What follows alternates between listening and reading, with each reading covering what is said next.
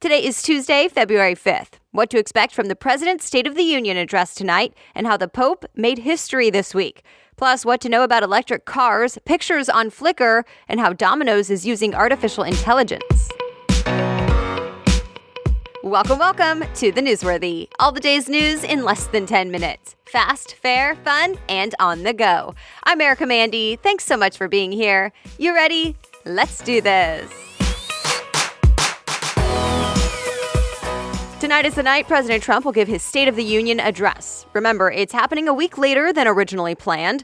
It was delayed during the government shutdown, but now the government is back open and the annual State of the Union address is back on. So what can you expect? Well, the White House released part of his speech so far, and it shows the president plans to call for unity and bipartisan cooperation.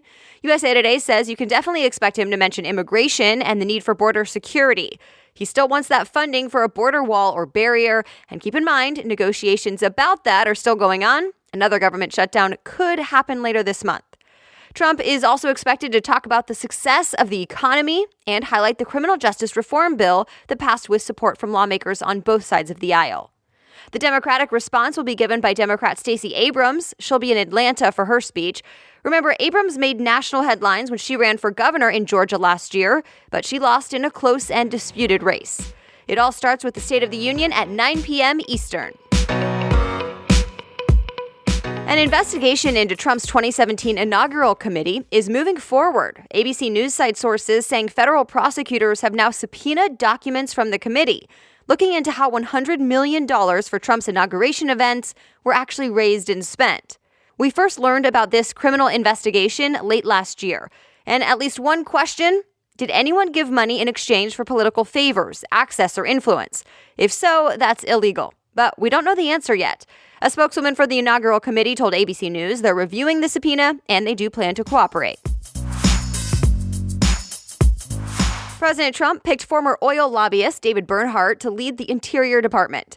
Bernhardt is the current deputy chief of the department, and the New York Times says he's had a hand in opening federal land and water to oil, gas, and coal companies. And right now, he's acting Secretary of the Interior. He stepped in when Ryan Zinke resigned because of ethical issues. The Hill says assuming Bernhardt gets the gig for good, he'll oversee 500 million acres of public lands, including protected wildlife areas and national monuments, as well as energy production like offshore drilling. While supporters say he's very experienced and right for the job, critics like environmental groups say his ties to the oil industry are a major problem. A majority of senators still need to give Bernhardt the thumbs up before he gets the job. Stay tuned. Pope Francis is making history. He's now the first pope to visit the Arabian Peninsula, the birthplace of Islam. ABC News reports the Pope hopes his visit to the United Arab Emirates will do two things. One, improve relations with the Muslim world, and two, encourage Catholics living in the area. Converting from Islam is illegal in the UAE, but the Pope wants to encourage interfaith dialogue. He spoke to leaders from a variety of religions, saying they all must come together for the future of humanity.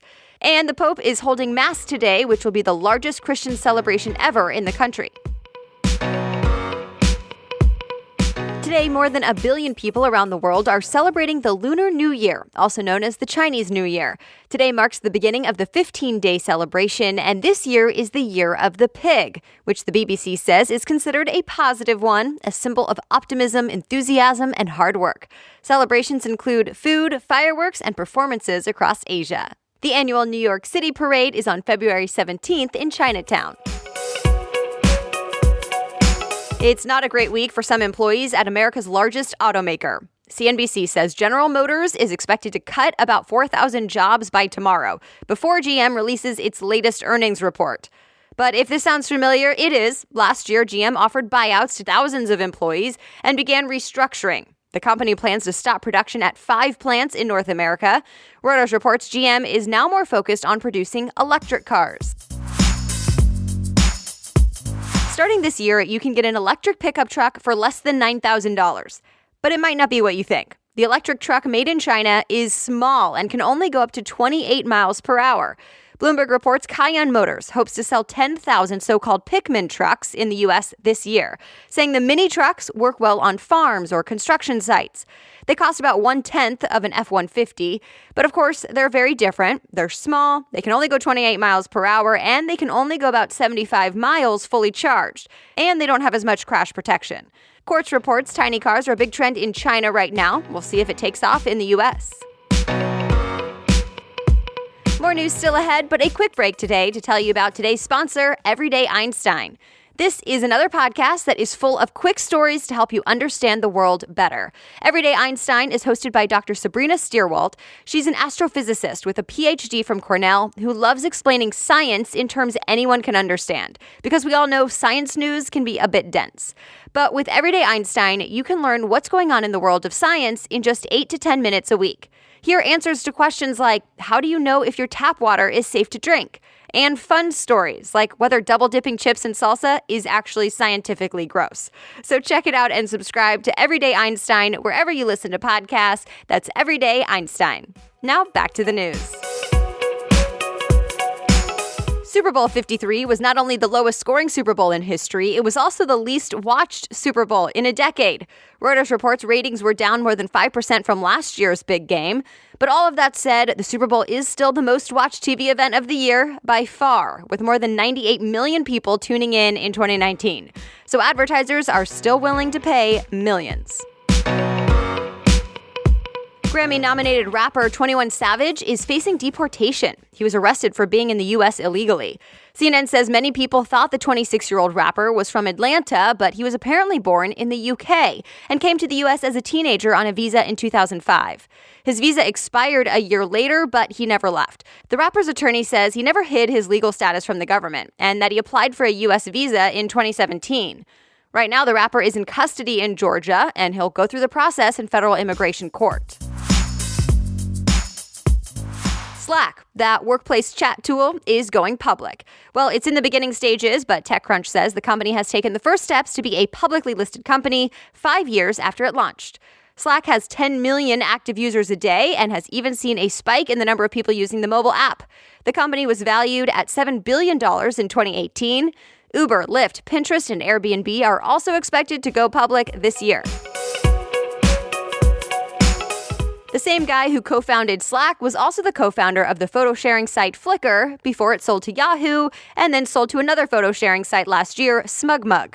Flickr is in the news today as well, because today is the last day you can either pay to stay on the site or save and delete your photos. Otherwise, Flickr will be deleting them for you.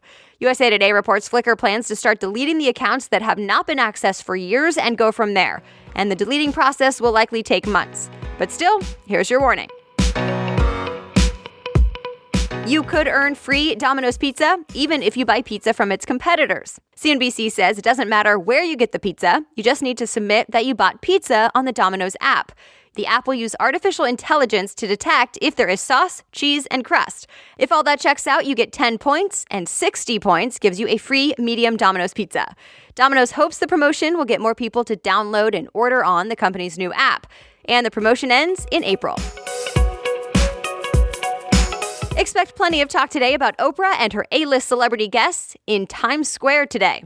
Oprah will be interviewing Bradley Cooper, Michael B. Jordan, Melinda Gates, and the president of Time's Up, Lisa Borders, as well as politician Beto O'Rourke, who some say might be running for president, all in front of a live audience today. But even if you're not in NYC, you can hear the one-on-one conversations later. Oprah's Super Soul Conversations from Times Square will eventually air on OWN, the Oprah Winfrey Network. And that's it. You are all caught up. If you enjoy getting the news here each day, be sure to hit that subscribe or follow button. It's free, and it puts new episodes in your feed so you don't miss a thing. And you can always read more about the stories we talk about. I try to make it easy for you by listing all the stories and sources in today's show notes. Just go to the homepage of thenewsworthy.com, click episodes, and then look for today's date. The Newsworthy is ready for you to listen every weekday by 4 in the morning. I'll be back with more news tomorrow. Have a great day.